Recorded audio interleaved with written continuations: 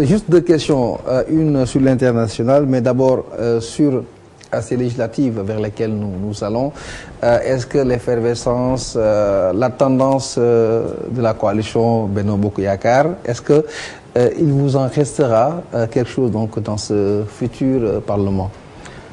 Quel est le rapport avec la coalition Benno Bokk Yakaar? Non, je parle de l'impact que cela a eu sur le scrutin qui a départagé Macky Sall et Abdoulaye Wade. Le 7 juin, on va aller encore en consultation. Est-ce que le PDS a un espoir d'avoir une bonne représentativité? Vous savez, toutes les élections sont différentes. Une élection locale est différente d'une élection présidentielle. Celle-ci est différente également des élections législatives. Donc les élections législatives, c'est d'autres réalités. Nous nous préparons en conséquence. Nous allons à la conquête du suffrage du Sénégalais.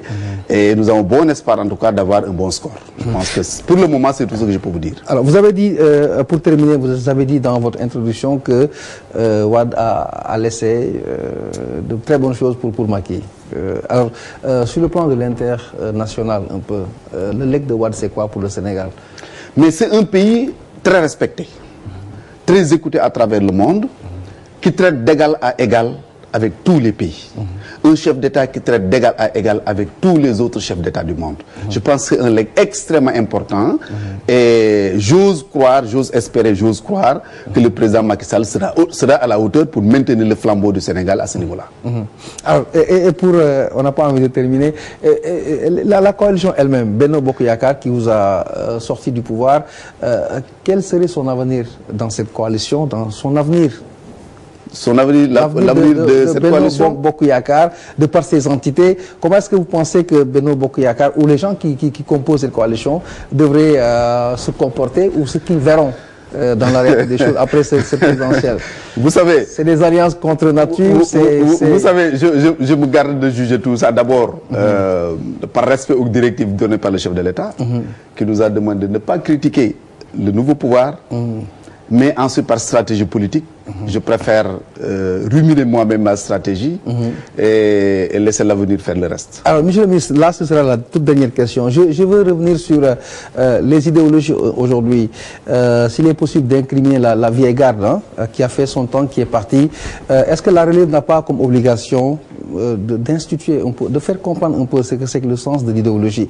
Parce que quand vous parlez de politique, la politique, c'est la politique dans tous les pays. Les différences sont liées justement à la situation géographique, à certains détails. Mais vous allez en France, on parle de communisme, de droite, d'extrême droite, de centriste. Et c'est des choses qui ont une cohérence dans la pratique. Et ils font de la politique. Pourquoi pas les Sénégalais? Alors là, ça, à mon avis, ça pose un certain nombre de questions.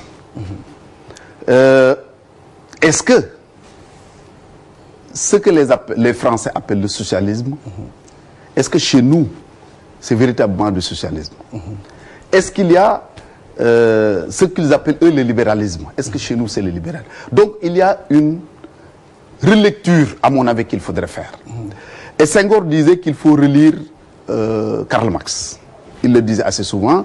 Peut-être il avait été bien ou mal compris, je ne sais pas.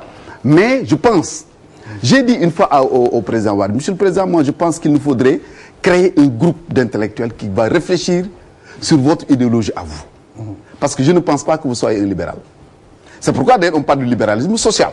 Parce que ce qu'il fait dans un pays où le régime donne par exemple des bourses ou des aides à tous les étudiants, où la césarienne est gratuite, où le plan Sésame est gratuit, ainsi de suite, j'en passe. Dans un tel régime, il est difficile de parler de libéralisme tout court. Donc il y a une relecture qu'il faudrait faire. Qu'est-ce que nous sommes? Réellement, il faudrait définir. S'il faut trouver une autre appellation que socialisme, libéralisme ou communisme, il faudra trouver ça. Mais je pense qu'il y a une relecture à faire, une étude, une analyse à faire à ce niveau-là, pour voir réellement ce que nous sommes. Au lieu de prendre des caricatures, je suis marxiste, je suis ceci ou cela, je ne pense pas. Je pense que d'abord, partons de nos propres réalités, de notre propre vécu, pour savoir qu'est-ce que nous sommes.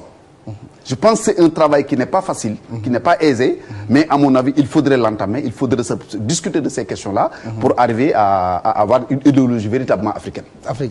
Voilà, je crois que ça pouvait être l'objet d'un débat sur les idéologies, c'est assez intéressant. Alors, le mot de la fin, puisque là, c'est vraiment fini. Au Sénégalais. Le mot de la fin, c'est de remercier tout le monde. La presse, je le dis, je le répète. Le président Wade, qui m'a donné cette opportunité d'être à ses côtés. Féliciter les nouveaux maîtres du pays, c'est comme ça que je les appelle. Ils ont accédé aujourd'hui au pouvoir.